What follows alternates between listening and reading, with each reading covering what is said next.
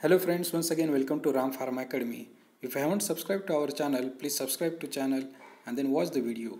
This video is specially for the students who are residing in the state of Maharashtra, having the domicile certificate of Maharashtra, and those who have applied for the pharmacist recruitment in rural health department, and also those who are going to apply for the pharmacist recruitment in rural development department, that means in the Jilla Parishad. And these pharmacist posts are only uh, available for the students who have domicile certificate of Maharashtra. So those who are in the state of Maharashtra must watch this video till the end. In this video we are going to discuss about the various points related to the pharmacist recruitment process, as well as we are going to discuss about the pharmacist exam paper which was conducted in 2017. As most of the things are in Marathi language, I am also going to use Marathi wherever possible. Okay friends. प्रस्तुत परीक्षेकरिता फक्त online पद्धतीने अर्ज स्वीकारण्यात येतील. म्हणजेच तुम्हाला फक्त online जी process आहे तीच यूज करायची अप्लाय करण्यासाठी.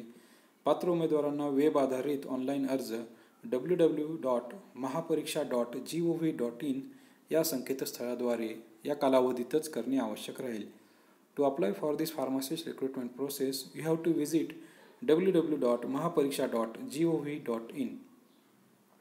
The starting date for the application process is 26/3/2019. म्हणजेच 26 मार्च 2019 या तारखेपासून ही ऑलरेडी प्रोसेस स्टार्ट झालेली आहे. and the last date for the application is 16/4/2019 up to 12 PM. That means म्हणजेच 16 मार्च 2019 ही त्याची लास्ट डेट आहे.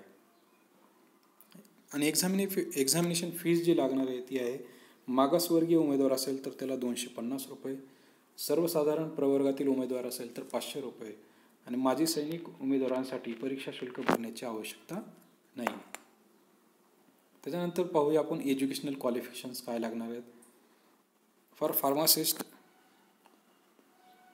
औषध निर्माणशास्त्रातील पदवी किंवा पदविका धारण करणारे आणि औषधशास्त्र अधिनियम 1948 खालील नोंदणीकृत औषध निर्माते असलेले उमेदवार. म्हणजेच तुम्ही एकतर डी फार्म किंवा बी फार्म कंप्लीट केलेले पाहिजेत आणि तुमच्याकडे फार्मासिस्ट रजिस्ट्रेशन सर्टिफिकेट पाहिजे, जे की फार्मासिस्ट ॲक्ट 1948 प्रमाणे तुमच्याकडे आहे. आणि वेतन बँड जर बघितला तर तो आहे 5,200 ते 20,200 आणि सोबत ग्रेड पे आहे 2,800 रुपये. त्यानंतर अदर क्वालिफिकेशन्समध्ये तुम्हाला पाहिजे संगणक अर्हता, म्हणजेच MSCIT सर्टिफिकेट वगैरे असेल तर ते महत्त्वाचं आहे, ते तुमच्याकडे असायला पाहिजे. त्याच्यानंतर तुम्हाला द्यायचं एक प्रतिज्ञापत्र, ते आहे लहान कुटुंबाचे प्रतिज्ञापत्र. हे तुम्ही वाचून घ्या, तुम्हाला वाचल्यानंतर ते समजून येईल. त्यानंतर इम्पॉर्टंट जे आपल्याला डिस्कस करायचं आहे तो आहे एक्झामिनेशन पॅटर्न. आणि याच्यानंतरच आपण लागलीच डिस्कस करणार आहेत 2017 विचारलेल्या क्वेश्चन पेपरचे ॲन्सर्स, क्वेश्चन्सचे ॲन्सर्स. तर हा क्वेश्चन पेपर जो आहे तो 5 विभागात त्याची विभागणी केलेली आहे. भाग 1 जो आहे तो इंग्रजीचा आहे, भाग 2 जो आहे तो मराठीचा आहे, भाग 3 जो आहे तो सामान्य ज्ञान आहे, भाग 4 जो आहे तर्क क्षमता अनुमानात्मक चाचणी आहे, आणि भाग 5 जो आहे तांत्रिक. भाग 1 तुम्हाला 15 क्वेश्चन्स विचारले जातील इंग्रजीवरचे. त्यानंतर भाग 2 तुम्हाला 15 क्वेश्चन जे आहेत ते मराठीचे विचारले जातील. भाग 3 सामान्य ज्ञान म्हणजे जनरल नॉलेजचे क्वेश्चन्स विचारले जातील, ते सुद्धा 15 आहेत. भाग 4 तुम्हाला मॅथमॅटिक्स आणि रिझनिंगवरचे क्वेश्चन्स विचारले जातील, ते आहेत 15 क्वेश्चन्स. आणि त्याची काठिण्य पातळी जर बघितली, हार्डनेस लेवल जर बघितलं तर ती आहे 10th स्टँडर्ड SSC लेवलची. ओके. आणि भाग 5 जो आहे तो महत्त्वाचा आहे, तो आहे तांत्रिक भाग. तांत्रिक भाग म्हणजेच तुम्हाला या ठिकाणी फार्मसीबद्दल क्वेश्चन्स विचारले जातील, ते आहेत 40 क्वेश्चन्स. तर एकूण क्वेश्चन्स जर काउंट केले तर ते होत आहेत 100 क्वेश्चन्स, आणि एकूण गुण जर पाहिले तर ते आहेत 200 क्वेश्चन्स. तर या 100 क्वेश्चन्सला सॉल्व करण्यासाठी तुमच्याकडे जो टाईम आहे, वेळ आहे, तो आहे 90 मिनिटे. आणि 100 क्वेश्चनला तुम्हाला 200 कोण दिसत आहेत, म्हणजेच प्रत्येक करेक्ट ॲन्सरसाठी तुमच्याकडे आहेत 2 मार्क्स. आणि नकारात्मक गुणदान पद्धत म्हणजेच निगेटिव्ह मार्किंग सिस्टीम ही या एक्झाममध्ये नाही आहे. म्हणजेच तुम्हाला काय करायचं आहे, तुम्हाला पूर्ण 100ला 100 क्वेश्चन्स हे अटेम्प्ट करायचेच आहेत. असं समजून सोडून देऊ नका एक क्वेश्चन हार्ड आहे आणि सोपा आहे. हार्ड जरी असेल तरी त्याचं पण आन्सर तुम्हाला द्यायचंच आहे. 100ला 100 क्वेश्चन्स हे अटेम्प्ट झालेच पाहिजेत. प्रश्नपत्रिकेचं माध्यम जर पाहिलं तर इंग्रजी क्वेश्चन्स जे आहे ते इंग्रजीमध्येच विचारले जातील, मराठी जे आहे ते मराठीमध्येच. भाग 3 जो आहे तो इंग्रजी व मराठी दोन्ही पण याच्यामध्ये लँग्वेजमध्ये असेल. तसंच भाग 4सुद्धा इंग्रजी आणि मराठी लँग्वेजमध्ये असेल. आणि भाग 5 जो आहे फार्मसीचे क्वेश्चन्स आहेत ते सुद्धा इंग्रजीमध्येच असतील. पण आपण जर 2017चा क्वेश्चन पेपर जर पाहिला तर त्यामध्ये सर्वच क्वेश्चन जे आहेत ते मराठी भाषेमध्येच विचारलेले आहेत, फक्त इंग्रजीला सोडून. तो क्वेश्चन पेपर जो आहे तो आपण आता लगेच डिस्कस करणार आहेत, त्याचे आन्सर्स पण डिस्कस करणार आहेत. या भागामध्ये आपण फक्त मराठीचे क्वेश्चन डिस्कस करून घेऊया आणि नेक्स्ट पार्टमध्ये परत पुढचे क्वेश्चन जे आहेत ते आपण डिस्कस करू डिटेलमध्ये. हा आहे 2017मध्ये विचारलेला फार्मासिस्टचा क्वेश्चन पेपर आरोग्य विभागामध्ये. या पुस्तिकेत 100 वस्तुनिष्ठ प्रकारचे प्रश्न आहेत. तर सेम पॅटर्न यावर्षी पण आहे 2019मध्ये. त्याच्यानंतर 5वा पॉईंट पहा, प्रश्न सोडविण्यापूर्वी काळजीपूर्वक वाचावे. Carefully have to read all questions. And 6th point जो आहे तो आहे, प्रत्येक प्रश्नानंतर 4 बहुपर्यायी उत्तरे दिलेली आहेत, त्यापैकी एक सर्वात योग्य उत्तर निश्चित करावे. Will get 4 options for each question and have to select the most correct option from the 4 options. आणि ते 7th पॉईंट जो आहे तो आपल्याकडे दी एक्झाम जी आहे ती ऑनलाईन पद्धतीने होणार असल्यामुळे डॉट वगैरे तुम्हाला सर्कल वगैरे काही करायची गरज पडणार नाही. त्यानंतर 8वा पॉईंट, एकदा भरलेल्या वर्तुळात खाडाखोड करण्यास किंवा पांढरी शाई वापरण्यास मनाई आहे, पण ते ऑनलाईन पद्धतीमध्ये तुम्ही चेंज करू शकता आन्सर्स. नंतर 9 पॉईंट जो आहे तो, प्रत्येक अचूक उत्तरासाठी 2 गुण दिले जातील, नकारात्मक गुण देण्यात येत नाही. म्हणजेच प्रत्येक करेक्ट ॲन्सरला तुम्हाला 2 मार्क्स मिळतील आणि निगेटिव्ह मार्किंग सिस्टीम इथे नाही आहे. म्हणजेच ऑलरेडी तुम्हाला सांगितलेलं आहे मी की 100ला 100 क्वेश्चन्स तुम्हाला जे आहे ते अटेम्प्ट करायचे आहेत, कोणताच क्वेश्चन सोडून यायचं नाही.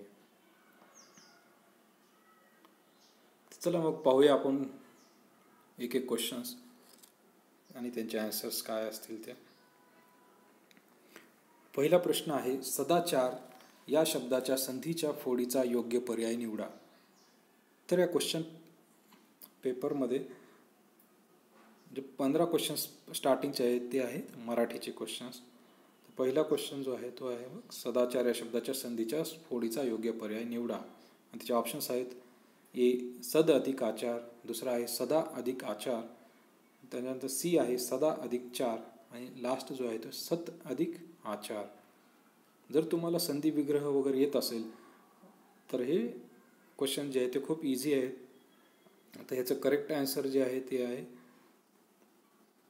सत अधिक आचार. त्याच्यानंतर दुसरा क्वेश्चन आहे, खालील शब्दाच्या समानार्थी शब्दाचा पर्याय निवडा. आणि तो प्रश्नामधला जो शब्द आहे तो आहे उदरनिर्वाह आणि त्याचे ऑप्शन्स आहेत चरितार्थ, उदरभरण, शुद्धाशांती, जेवण खान. जर तुम्ही 4 पर्याय प्रॉपरली रीड केले तर तुम्हाला समजून येईल की उदरभरण, शुद्धाशांती, जेवण खान हे सगळे जेवणाशी रिलेटेड आहेत. आणि उदरनिर्वाह म्हणजे चरितार्थ चालवणे, यालाच उदरनिर्वाह म्हणतात. म्हणजे ज्याचं करेक्ट आन्सर आहे ते आहे चरितार्थ. मित्रांनो, तुम्हाला जरी वाटत असेल की मराठी आहे खूप इझी आहे, पण हे क्वेश्चन्ससुद्धा खूप महत्त्वाचे आहेत. कारण की फार्मसीवर जे विचारलेले क्वेश्चन्स आहेत ते फक्त 40 क्वेश्चन्स आहेत आणि बाकीचे 60 क्वेश्चन जे आहेत ते मराठी, इंग्रजी, जनरल नॉलेज आणि मॅथमॅटिक्स जे ॲप्टिट्यूड वगैरे याच्यावर विचारलं आहे. तर हे जे भाग आहेत ते सुद्धा खूप महत्त्वाचे आहेत, त्यांचे आन्सर्स तुम्हाला आलेच पाहिजेत. त्यानंतर तिसरा प्रश्न आहे, राम गणेश गडकरी यांचे टोपण नाव कोणते, त्याचा पर्याय निवडा. तर इथं तुम्हाला काही टोपण नाव दिलेले आहेत महत्त्वाच्या कवींची म्हणजे मराठी कवी झालेले आहेत. फॉर एक्झाम्पल आहे कुसुमाग्रज, बालकवी, केशवसूत, गोविंदाग्रज. या प्रश्नाचं करेक्ट उत्तर जे आहे ते आहे राम गणेश गडकरी यांच्याबद्दल विचारलेलं आहे. ते आहेत डी गोविंदाग्रज. लागलीच मी तुम्हाला दुसऱ्या जे टोपण नाव दिलेले आहेत त्यांची पण नावं सांगून देतो. कुसुमाग्रज हे नाव आहे विष्णू वामन शिरवाडकर यांचं, म्हणजे त्यांचं टोपण नाव जे आहे ते कुसुमाग्रज दिलेलं आहे. आणि बालकवी जे आहे त्यांचं खरं नाव आहे त्र्यंबक बापूजी ठोंबरे. हे लिहून घ्या तुम्ही, मी जे सांगत आहे ते सर्व. त्यानंतर जे सी आहे केशवसूत, हे यांचं खरं नाव आहे कृष्णाजी केशव दामले. याचसोबत मी आणखी दुसरे काही नावं सांगत आहे ते सुद्धा तुम्ही लिहून घ्या. केशव कुमार यांचं खरं नाव आहे प्रल्हाद केशव अत्रे. त्यांनाच आपण के अत्रे असं म्हणतो. त्याच्यानंतर आहे सौमित्र यांचं खरं नाव आहे किशोर कदम. आणि आणखीन एक लिहून घ्या, ते आहेत विंदा. तुम्ही नाव ऐकलंच असेल विंदा करंदीकर. ॲक्च्युली विंदा हे काही फिमेल पोएट नाहीत, ते मेल पोएट आहेत. त्यांचं खरं नाव जे आहे ते गोविंद विनायक करंदीकर. तर अशा प्रकारे तुम्हाला काही महत्त्वाचे क्वेश्चन्स जे आहेत ते तयार करावे लागतील. त्याच्यानंतर चौथा क्वेश्चन आहे तो आहे पुढील अक्षरापासून एक अर्थपूर्ण शब्द तयार होतो, त्याचा अर्थ काय तो निवडा. तुम्हाला इथं असे काही अक्षरं दिलेले आहेत य, क, ना, म, रू. यांना जर प्रॉपरली तुम्ही ऑब्झर्व केला आणि त्यांचा जर सिक्वेन्स लावला तर तुम्हाला समजून येईल. इथं जो शब्द दिलेला आहे तो आहे करुणामय. आता करुणामयचा अर्थपूर्ण शब्द तयार झालेला आहे, पण त्याचा जो अर्थ आहे तो आपल्याला या 4 पर्यायामधून निवडायचा आहे. 4 पर्याय जे दिलेले आहेत ते आहेत आनंददायी, नामकरण, हृदयद्रावक आणि प्रेरणादायी. तर करुणामयचा जर अर्थ पाहायला गेला तर तो येतो मग हृदयद्रावक. त्याचं करेक्ट आन्सर जे आहे ते आहे हृदयद्रावक. त्याच्यानंतर पुढचा पर्याय क्वेश्चन पाहूया. क्वेश्चन नंबर 5 जो आहे तो आहे आजी या शब्दाच्या विरुद्धार्थी शब्दाचा पर्याय निवडा. आता या ठिकाणी आजी आणि आजोबा हे असे विरुद्ध शब्द नाही आहेत. आजी म्हणजे जो की सध्या पदावर असलेला व्यक्ती आहे, आणि माजी जो आहे तो म्हणजेच रिटायर झालेला किंवा त्या पदावरून काढून टाकलेला किंवा स्वेच्छानिवृत्ती घेतलेला जो असेल त्याला माजी म्हणतात. म्हणजेच याचा जो करेक्ट आन्सर जे आहे या प्रश्नाचं 5वं ते आहे माजी. तर चुकून तिथं तुम्ही आजीचं आजोबा असं लिहू नका. त्याच्यानंतर 6वा क्वेश्चन आहे मांजर झाडावर चढले या वाक्यातील अव्ययाचा प्रकार ओळखा. आता अव्यय जर बघितलं तर आपण इथं हे झाडावर चढले हे वाक्य दिलेलं आहे, मांजर झाडावर चढले. जर फक्त तिथं मांजर वर चढले असं जर असतं तर ते झालं असतं क्रियाविशेषण. पण इथं ते एका शब्दासोबत अटॅच झालेलं आहे, सोबत जोडून आलेलं आहे, झाडासोबत आलेलं आहे, म्हणून ह्याला म्हणतात शब्दयोगी अव्यय. तर 6व्या प्रश्नाचं करेक्ट आन्सर जे आहे ते आहे शब्दयोगी अव्यय. त्याच्यानंतर आपण पाहूयात प्रश्न क्रमांक 7. चुकीची जोडी शोधा. You have to find the incorrect pair. Options तुम्हाला दिलेले आहेत. ए ज्ञानेश्वर ओवी, बी ऑप्शन आहे रामदास दासबोध, सी ऑप्शन आहे व्यास महाभारत, डी ऑप्शन आहे वाल्मिकी रामायण. तर तुम्हाला या ठिकाणी प्रॉपरली हे ऑप्शन्स चेक करायचे आहेत. तुम्हाला चेक केल्यानंतर लगेच समजून येईल याचं करेक्ट आन्सर काय असणार आहे. तर पहिल्यांदा तुम्ही बी, सी आणि डीकडे लक्ष द्या. रामदास यांनी दासबोध लिहिलेला आहे, व्यास यांनी महाभारत लिहिलेलं आहे आणि वाल्मिकी यांनी रामायण लिहिलेलं आहे. म्हणजे त्या ठिकाणी जर सिक्वेन्स पाहिला तर तो कसा दिलेला आहे, एक लेखकाचं नाव आहे, त्याच्यानंतर आहे ते त्यांच्या ग्रंथाचं नाव. ज्ञानेश्वरांनी तसं पाहिल्यानंतर लिहिलेले आहे ज्ञानेश्वरी, पण इथं दिलेलं आहे ऑप्शनमध्ये ज्ञानेश्वर ओवी. म्हणजेच जे करेक्ट आन्सर असणार आहे 7व्या क्वेश्चनचं ते आहे ज्ञानेश्वर ओवी. ही इनकरेक्ट पेअर आहे, चुकीची जोडी आहे. त्याच्यानंतर आपण पाहूयात क्वेश्चन नंबर 8. क्वेश्चन नंबर 8 जो आहे तो विचारलेला आहे अशुद्ध शब्द ओळखा. अशुद्ध शब्द ओळखताना तुम्हाला काय करायचं, तुम्ही जर प्रॉपरली मराठी लँग्वेज माहीत असेल, शब्द माहीत असतील, तर तुम्हाला वेलांटी, स्ट, स्ठ असे शब्द किंवा उकार, पहिला उकार, दुसरा उकार, पहिली वेलांटी, दुसरी वेलांटी, हे असे पण महत्त्वाचे पॉईंट्स आहेत, ते तुम्हाला तिथे लक्षात ठेवावं लागतील. ऑप्शन पाहूया आपण एक एक. पहिले तुम्हाला जे शुद्ध शब्द आहेत ते सांगून देतो. ए जे आहे ते ज्येष्ठ शुद्ध शब्द आहे. बी दुर्मिळ हा सुद्धा शुद्ध शब्द आहे. आणि डी जो आहे सुज्ञ हा सुद्धा शुद्ध शब्दच आहे. त्याचं करेक्ट आन्सर जे आहे ते आहे सी ऑप्शन, विशिष्ट. ॲक्च्युली त्याचा शुद्ध शब्द जर पाहिला तर तो आहे विशिष्ट. इथं ते ठ दिलेला आहे, त्याच्यामुळे हे अशुद्ध शब्द आहे. त्याच्यानंतर 9th क्वेश्चन आहे चुकीच्या अर्थाचा वाक्प्रचार ओळखा. ऑप्शन्स दिलेले आहेत. ए निगराणी करणे म्हणजेच काळजी घेणे, बरोबर वाक्प्रचार आहे. त्याच्यानंतर बी ऑप्शन आहे भ्रमनिरास होणे, वास्तवाची कल्पना येणे, हे सुद्धा करेक्ट आन्सर आहे, जे करेक्टच दिलेला आहे ऑप्शन. वाक्प्रचार करेक्ट आहे, आपल्याला चुकीचा शोधायचा आहे या ठिकाणी. त्यानंतर सी दिलेला आहे मंत्रमुग्ध होणे, भारावून जाणे, हा सुद्धा वाक्प्रचार जो आहे तो बरोबरच आहे. आणि जो लास्ट दिलेला आहे ऑप्शन ते आहे डोळे लावून बसणे, म्हणजेच डोळे मिटून बसणे. तर डोळे लावून बसणे म्हणजे डोळे मिटून बसणे हा त्याचा शब्दार्थ होत नाही. डोळे लावून बसण्याचा ॲक्च्युली जो अर्थ आहे तो आहे वाट पाहत बसणे, कोणाची तरी वाट पाहत बसणे म्हणजेच डोळे लावून बसणे असं म्हणतो आपण. त्यानंतर 10वा क्वेश्चन आहे खालीलपैकी शुद्ध शब्द कोणता. अगोदरच्या प्रश्नामध्ये तुम्हाला विचारलं होतं अशुद्ध शब्द कोणता, आणि हा जो प्रश्न आहे त्याच्यात विचारलेला आहे शुद्ध शब्द कोणता. त्या ठिकाणी पण तुम्हाला वेलांटी, उकार वगैरे प्रॉपरली चेक करावं लागतील. आता इथं तुम्हाला शुद्ध शब्द ओळखायचा आहे. तर आपण पाहूयात की पहिले अशुद्ध शब्द कोणते आहेत. ए दीपक. आता इथं दला जी आहे ती दुसरी वेलांटी पाहिजे, तर तिथं पहिली वेलांटी दिलेली आहे. त्यानंतर बी ऑप्शन आहे ब्राह्मण. ॲक्च्युली करेक्ट जे शुद्ध शब्द जो आहे तो आहे ब्राह्मण, म्हणजे ह ला म जोडलेलं पाहिजे, ह अगोदर यायला पाहिजे मच्या, ब्राह्मण म्हणजे हे सुद्धा अशुद्ध शब्द आहे. त्यानंतर सी जो आहे अभ्युदय, हा सुद्धा अशुद्ध शब्दच आहे.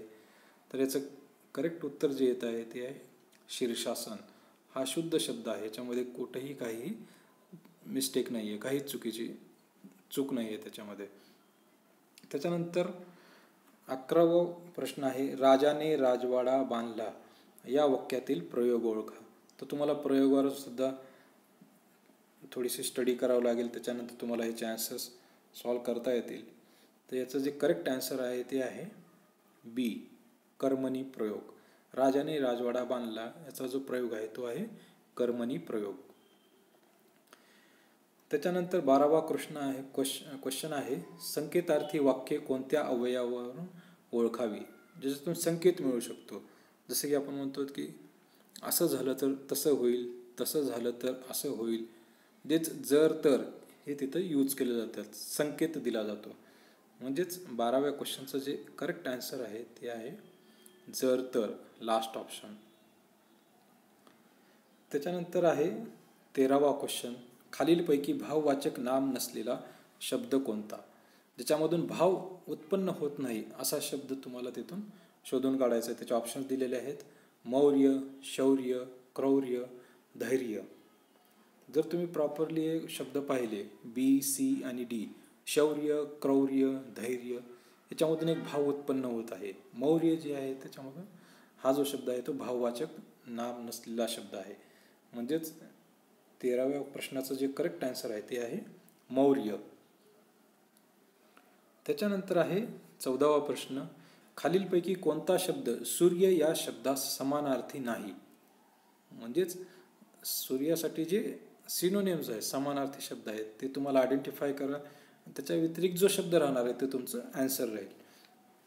ॲक्च्युली तर जे ए ऑप्शन दिलेलं आहे ते आहे सवित्रा, ते मिस्टेक झालेली ते सविता, ते नाव जे आहे ते सवित्रा, तुम्ही त्याला सवित्रा वाचा. त्याच्यानंतर बी ऑप्शन जे आहे ते आदित्य, सी ऑप्शन जे आहे ते शशी आणि डी ऑप्शन जे आहे ते रवी. तर सवित्रा, आदित्य, रवी ही सर्व सूर्याची समानार्थी नावे आहेत, जे की सिनोनेम्स आहेत. आणि जे सिनोनेम किंवा समानार्थी शब्द नाही आहे तो आहे शशी. म्हणजे याचं करेक्ट आन्सर जे येणार आहे ते सी, शशी. लागलीच तुम्हाला मी सूर्याची काही महत्त्वाची नावं सांगून देतो, दुसरे पण. सवित्रा, आदित्य, रवी ही तर इथे दिलेलीच आहेत. त्याच्या व्यतिरिक्त मित्रा, ही लिहून घ्या तुम्ही सर्व नावं. मित्रा, सूर्या, भानू, खगा, पुष्णा, हिरण्यगर्भा, मरिका, आदित्य, अर्का आणि भास्करा. तर ही एकूण 12 नावं आहेत सूर्याची. ते तुमच्याकडे लिहून ठेवा. कदाचित त्याच्यानंतर यावर सुद्धा प्रश्न परत एकदा विचारू शकतात.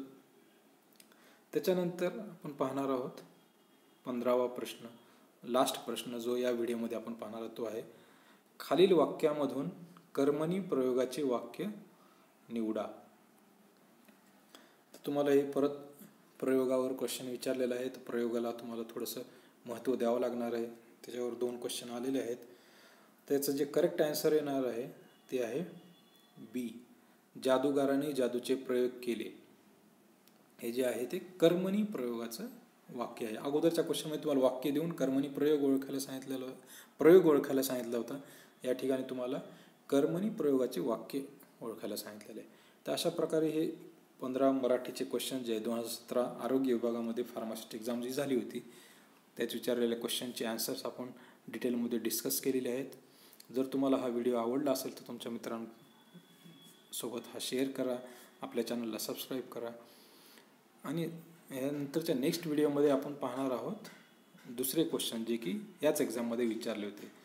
ते आहेत इंग्लिशवर विचारलेले क्वेश्चन्स, त्याच्यानंतर आहेत जनरल नॉलेजवर विचारलेले, त्याच्यानंतर आहेत मॅथमॅटिक्स, रिझनिंग यावर विचारलेले क्वेश्चन्स आणि फायनली जे फार्मासिस्टबद्दल विचारलेले फार्मसी आपल्या जे सब्जेक्ट्स आहेत, फार्माकोग्नोसी, कोलॉजी, मेडिसिन केमिस्ट्री, फार्मास्युटिकल ज्युरिस्प्रुडन्स, जे काही वेगवेगळे फार्मसी सब्जेक्ट्स आहेत त्याच्यावर विचारलेले क्वेश्चन्स आपण नेक्स्ट व्हिडिओमध्ये डिटेलमध्ये डिस्कस करूयात.